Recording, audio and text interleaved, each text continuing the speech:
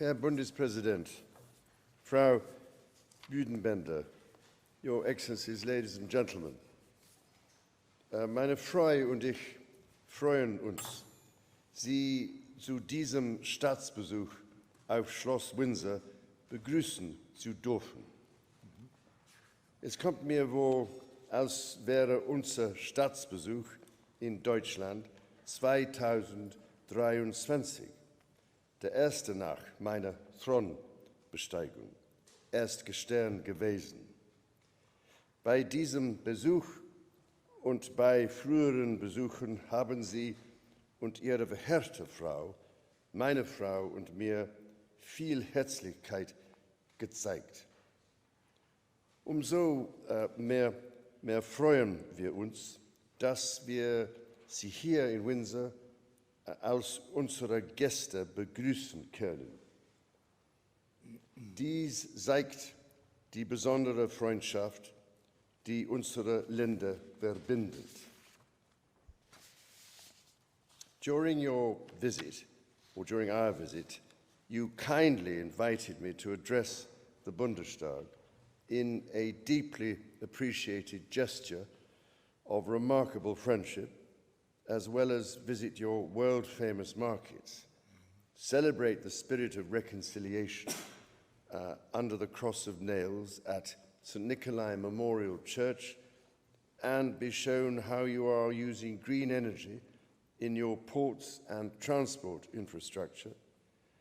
And I'm so pleased, therefore, that your visit in the days ahead to London and to Coventry will carry many of the same themes, recognizing the deeply historic and richly innovative relationship our two nations hold.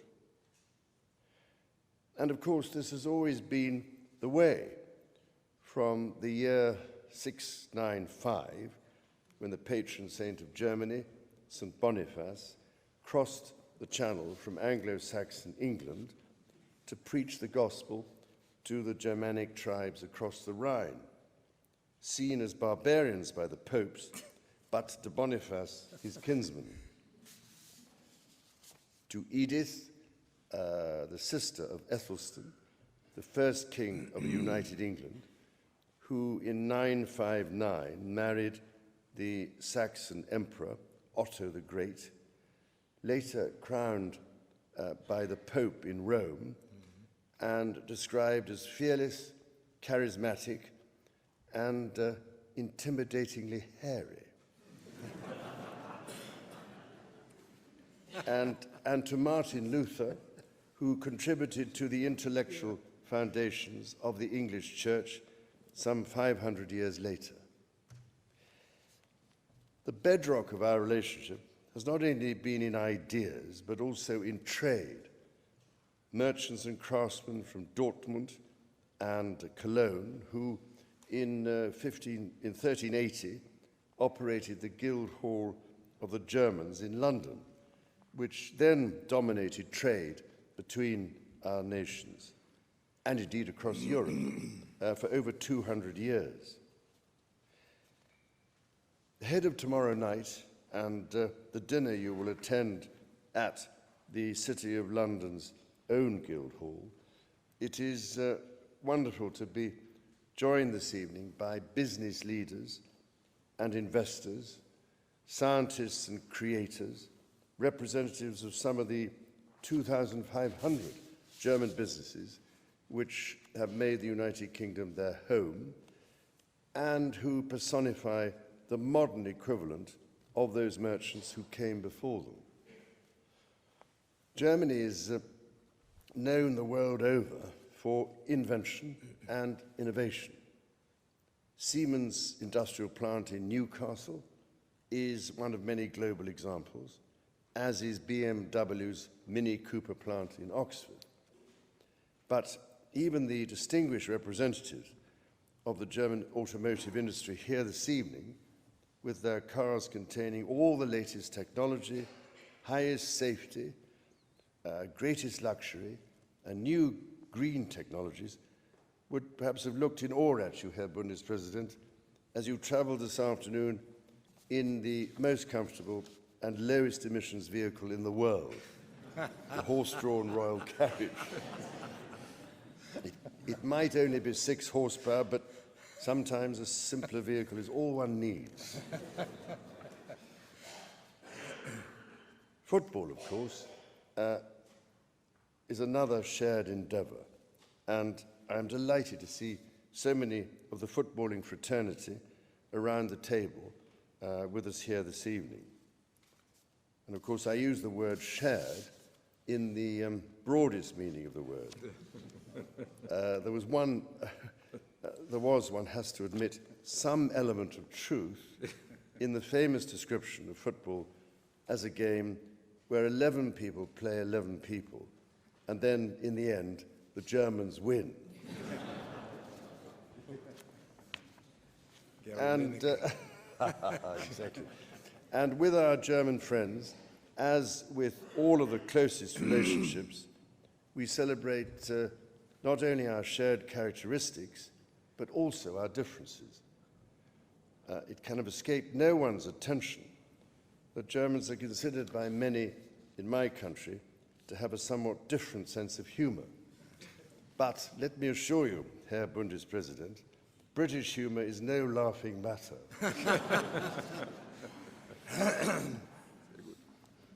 Like our languages, English and German, which share such deep common roots, but now do sound a little different, it is undoubtedly true that your language contains a very large number of very long words. As someone who has spent some time trying to learn a little Welsh, I have some sympathy for the proposition that needless gaps between words are a dreadfully inefficient use of paper.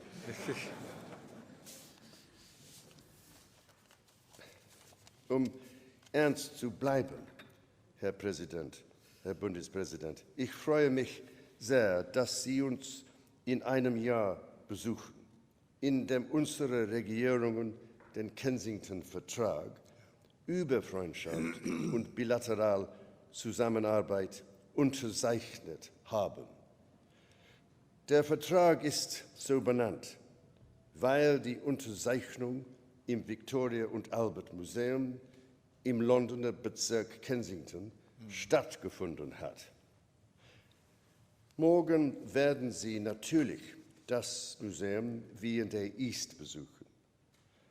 Wenn es eine Beziehung gibt, welche die tiefe Empathie zwischen unseren Volken symbolisieren kann, ist es die zwischen Königin Victoria und Prinz Albert. Ja. Mein Urgroßvater hat diesem Land so viel gegeben, als Pädagoge und Sozialreformer und als treibende Kraft hinter der Londoner Weltausstellung von 1851. We have, of course, experienced the darkest times and the most terrible consequences of conflict. But perhaps now, so many decades later, the acknowledgement of past suffering has become the basis for an honest friendship, renewed and redoubled. So looking ahead, Herr Bundespräsident, we have a responsibility to our citizens and to our European neighbours, as well as the wider world, to speak about the shared values of the United Kingdom and Germany, and our shared vision for the future of our modern world, as encapsulated in the Kensington Treaty. As two of the world's great economies and great powers, and with such intimate understanding of one another, I am confident we will face these challenges together. Our partnership continues to adapt to new times. We now find ourselves at the forefront of a global transformation.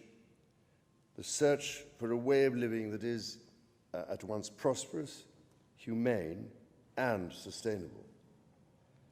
Here, as elsewhere, Britain and Germany stand shoulder to shoulder, guided not only by technology and science, but by conscience. We are working together to secure the transition to a world powered by clean energy, the very basis of a livable planet for future generations. And from protection of the world's rainforests through to the development of renewable energy in the North Sea, to the restoration of our peatlands, to the promise of nuclear fusion, and the transformative impact of quantum technologies and space research. Our two countries are partners not just in policy, but in practice. We are animated by the same belief that progress is only meaningful when it genuinely serves humanity. And with regard to shared defence, our German-British bridging battalion at Minden, which I visited during our state visit 2 years ago, is literally building bridges, a unique partnership at the heart of NATO. And more broadly, of course, the United Kingdom and Germany together stand with Ukraine and bolster Europe against the threat of further Russian aggression. Like you, I place trust in the ambition and imagination of our young people, in the Mut zu hoffen, in your memorable phrase, Herr Bundespräsident, courage to hope. It is young people's ideas and their passion that will shape the future we share, whether through academic exchange, youth-led innovation, or the friendships forged in classrooms and on playing fields. Partnerships between our young people will be the foundation for understanding between our nations now and in the years to come. Wahrlich, Herr Bundespräsident, haben Sie sich lebenslang für die Stärkung der Demokratie und der Verständigung engagiert, in einem Zeitalter, in dem beide gefordert sind. Es sind 36 Jahre seit dem Fall der Berliner Mauer vergangen, einem entscheidenden Moment in der Geschichte der Menschheit. Die turbulenten Zeiten des politischen, sozialen und technologischen Wandels, die danach gekommen sind, haben unsere Werte auf den Prüfstand gestellt. Viele haben dies als beunruhigend, sogar beängstigend empfunden. Die Angst kann zu Wut und Verbitterung führen. Aber das Vereinigte Königreich und Deutschland sind im festen Glauben an die Demokratie, den Frieden und den Rechtsstaat vereint. Sie selber haben uns auch daran erinnert, dass Fortschritt nicht laut sein muss, um dauerhaft zu sein, und dass der Anstand leise ausgeübt eine mächtige Kraft im öffentlichen Leben sein kann. Dafür gebührt Ihnen unser Dank. In that conviction, let us tonight renew our shared determination to face the future together with honesty and in deep friendship. Therefore, as we celebrate that deep friendship, allow me to propose a toast to you, Herr Bundespräsident, and to you, Frau Büdenbender, and to the people of the Federal Republic of Germany.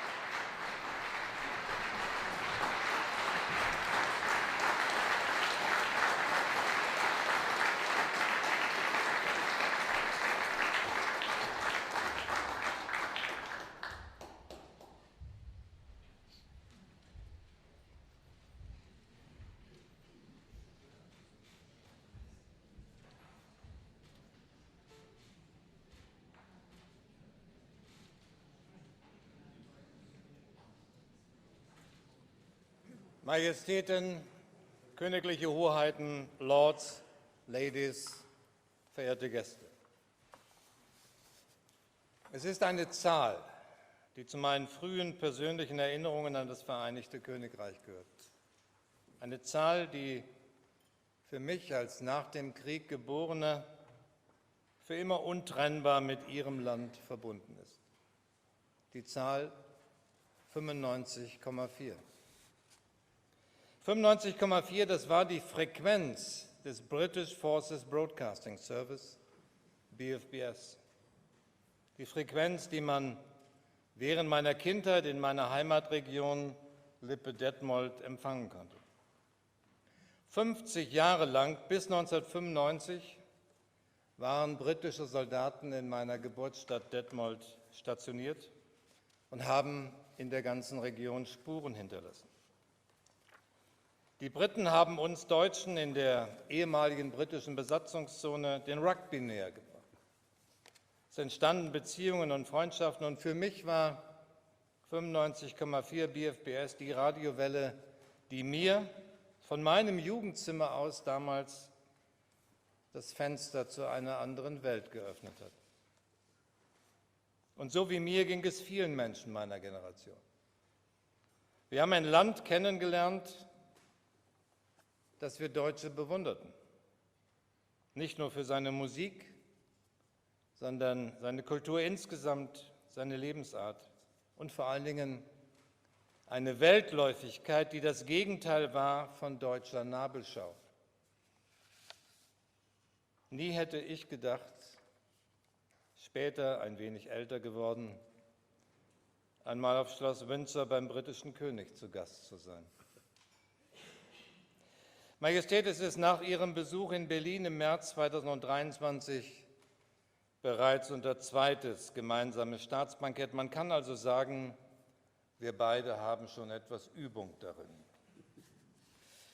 Doch Sie haben hier heute Abend etwas Erstaunliches geschafft, Majestät. Wir sitzen in dieser prachtvollen St. George Hall auf Schloss Windsor. Und doch jeder kann es sehen und spüren, fühlt man sich nicht nur auf das Herzlichste willkommen, sondern ich jedenfalls finde auch ein Stück zu Hause. Majestäten, meine Frau und ich danken Ihnen für den besonders warmherzigen Empfang, den wir hier genießen dürfen. Die Atmosphäre ist wohl vertraut, denn auch wenn das vielleicht nicht alle Briten wissen, manche der hier innig geliebten Weihnachtstraditionen haben durchaus ihren Ursprung in Deutschland.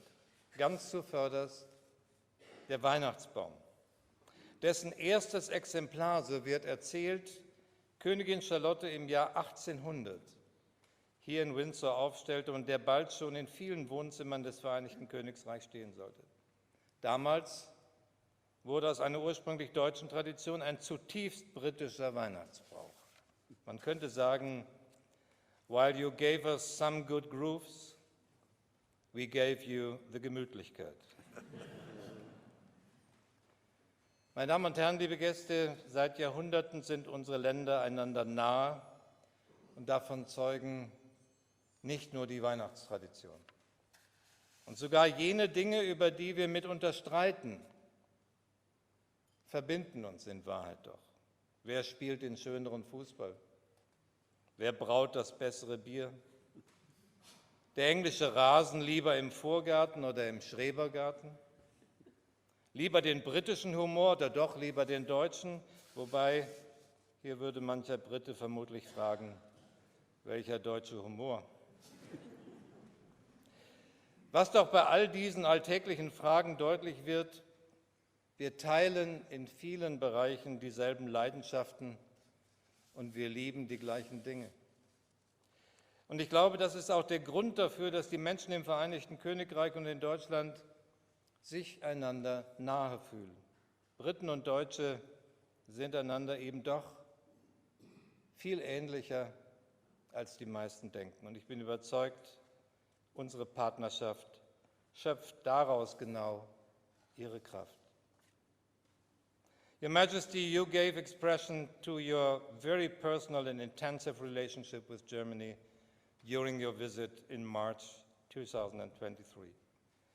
Prior to that, you had already visited our country more than 40 times, but the fact that your very first trip abroad as king brought you to Germany was a special symbol of the German-British friendship, a gesture of appreciation, which meant so much to me and to us Germans.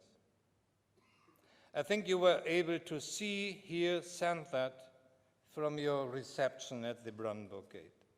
During that trip, you spoke in Schloss Bellevue of your many visits, of the people you have met in my country, of the experiences you had taken away from there. We Germans, we were profoundly moved by this deep bond with our country. Your Majesty, when you last visited Germany, we planted a tree together, an ash tree, in the palace garden of Schloss Bellevue, a symbol of friendship, and I can assure you it is still growing and thriving there today, and with it, I think, our relations. The roots of these relations are deep. Our history binds us together, both the good and the bad chapters. The day after tomorrow, I will travel to Coventry, a city that was reduced to rubble by German bombs during the Second World War. And this year, we look back on 80 years of peace between our two countries. With regard to history, what a gift. Flourishing cities grew out of the ashes. Enemies became friends. That is our common history, and it shows what is possible when people have the courage to pursue reconciliation. Your Majesty, it is not least you and your family we have to thank for this work of reconciliation. The Windsors have consistently forged new ties and thereby promoted German-British relations, just as you still do today. Your tree in Berlin, Your Majesty, stands deeply rooted as a symbol of these relations.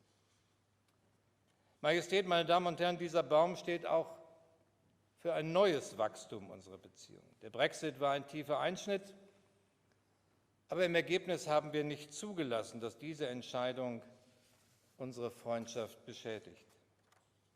Der erste Gipfel zwischen der Europäischen Union und dem Vereinigten Königreich seit dem Brexit im Mai war ein wichtiger Schritt, um unsere Partnerschaft neu zu gestalten. Aber auch der Kensington-Vertrag, den unsere beiden Länder im Juli unterzeichnet haben, weist in die Zukunft der britisch-deutschen Beziehungen. Wir wollen unsere Partnerschaft auf eine neue Grundlage stellen. Wir wollen, wenn man so will, die Infrastruktur unserer Beziehungen stärken. Ich will sagen, wir arbeiten zusammen für Sicherheit und Verteidigung, Seite an Seite für ein freies, friedliches Europa, Seite an Seite auch bei der Unterstützung der Ukraine. Und ja, Ihre Majestät, wir arbeiten zusammen in der Energiepolitik und beim Klimaschutz, einem Herzensthema, wie wir wissen, für Sie, Majestät, bei dem Sie seit Jahrzehnten Vorreiter sind. Und wir arbeiten daran, die menschlichen Brücken wieder zu stärken, die der Brexit geschwächt hat. Junge Menschen sollen wieder einfacher zueinander in unseren beiden Ländern finden können. Sie sollen studieren, lernen, arbeiten können, diesseits und jenseits des Ärmelkanals. Sie sollen erleben, was uns verbindet. Gemeinsame Werte, Freiheit und Demokratie. Die Überzeugung, dass wir gemeinsam stärker sind und ja auch gemeinsame Leidenschaften haben, die wir teilen. Majestäten, königliche Hoheiten, Lords, Ladies, verehrte Gäste, bei mir war es damals die Leidenschaft für gute, für moderne Musik auf BFBS 95,4, die mich bereits als Jugendlicher ans Radio fesselte. So sehr, dass es mitunter schwer fiel, spät abends abzuschalten. Wenn man jedoch lange genug wach blieb, hörte man noch damals die Evening Hymn, den Bugle Call und schließlich spielte die Band der Royal Marines die Nationalhymne. Heute senden Radiosender rund um die Uhr und kaum noch jemand weiß, was ein Close-Down ist. Ich frage mich manchmal, ob das wirklich ein Fortschritt ist. Aber mit der britischen Nationalhymne im Ohr bin ich als Teenager damals oft genug eingeschlafen. Und daran erinnernd bitte ich Sie heute mit den Worten God Save the King, Ihre Gläser zu erheben, auf seine Majestät den König, auf Ihre Majestät die Königin, auf die Freundschaft zwischen Deutschland und dem Vereinigten Königreich, Your Majesty, God Save the King.